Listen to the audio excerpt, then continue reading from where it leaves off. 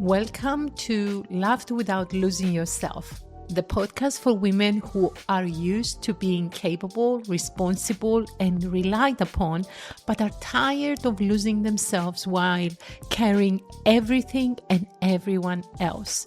Before we begin today's conversation, I want to share something with you. Over the past few months, something has been changing in the way I've been thinking. When I first started this podcast, I wanted to help women build confidence and boundaries and stop losing themselves. But the more women I've spoken to, the more clients I've coached, the more stories I've been trusted with, the more I've realized these aren't separate problems. They are different expressions of the same pattern. So I would like to try something different today. Rather than asking, how do we fix this? I want us to become curious.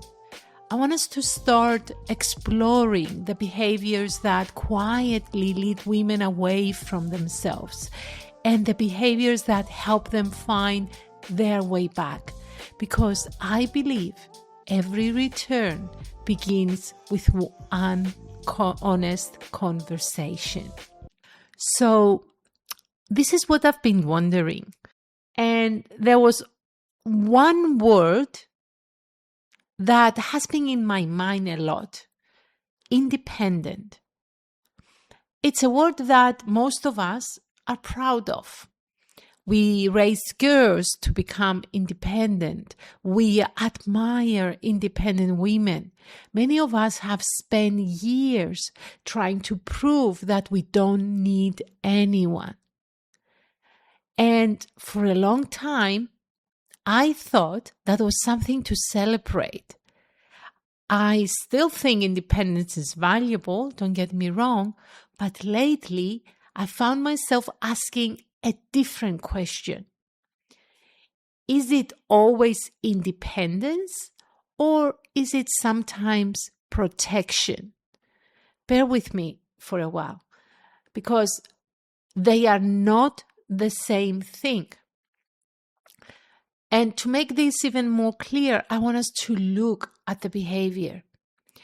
I want us to see if any of the following phrases sound familiar to you.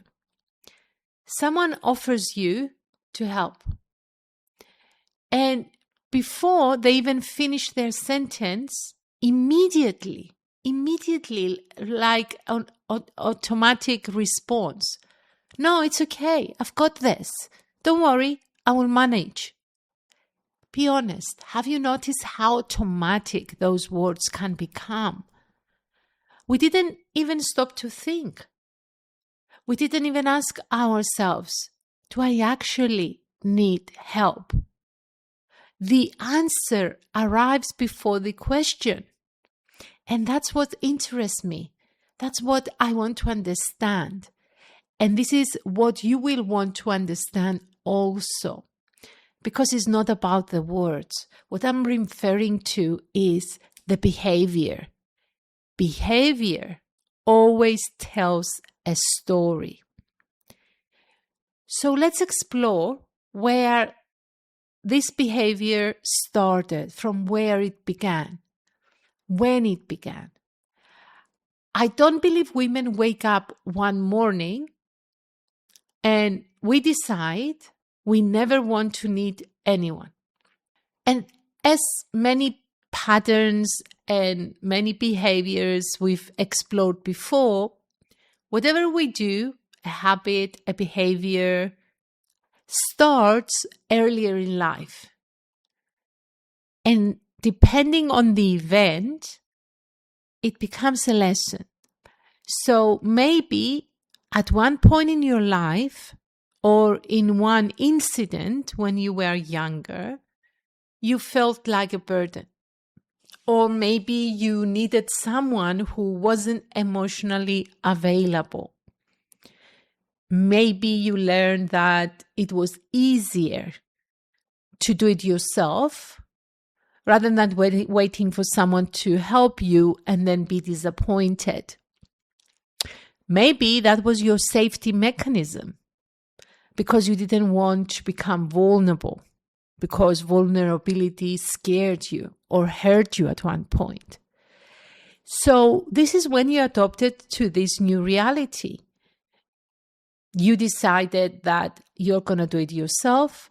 So you became more organized, more reliable and strong, more independent.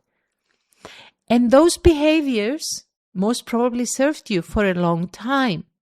They might have even protected you. And I don't want to dismiss that being independent is important. But I want us to explore the question that I've been thinking. I want us to explore what happens when the behavior that once protected you becomes the behavior that prevents people from getting close to you. I want you to think about this for a minute. Because when I sat with this statement that I just gave you, I noticed that the women who carry the most are the ones that often receive the least. And it doesn't have to do with love and respect. It comes to you practicing saying, I've got it. And you practice it so much that eventually people around you stop offering. You have become so incredibly convincing with this statement that after a while, you start to believing it too. But what if independence isn't the goal? What if freedom is?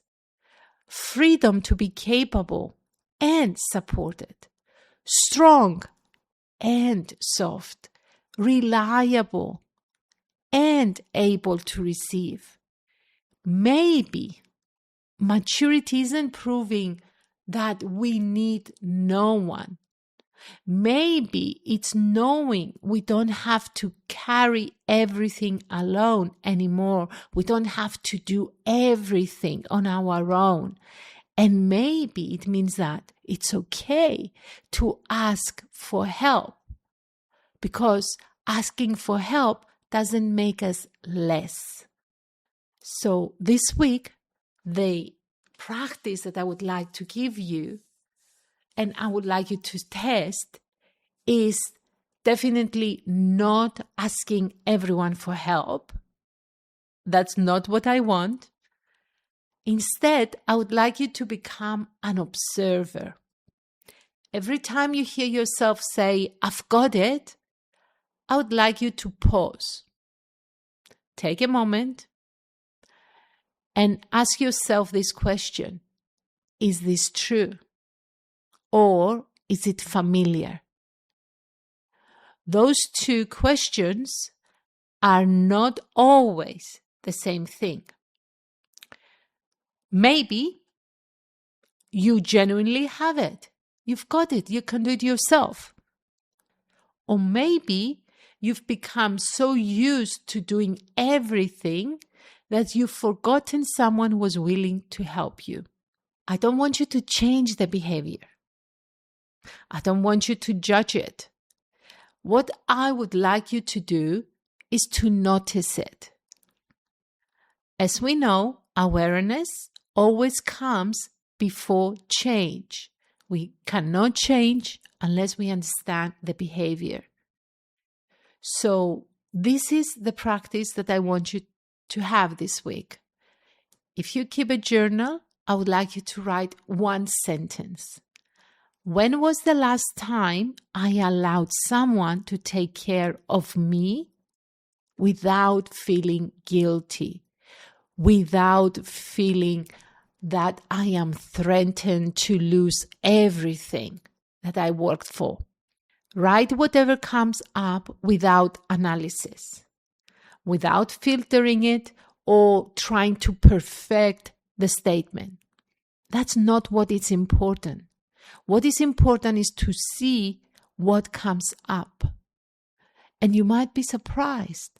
You might be surprised about the real reason or reasons that you automatically do everything.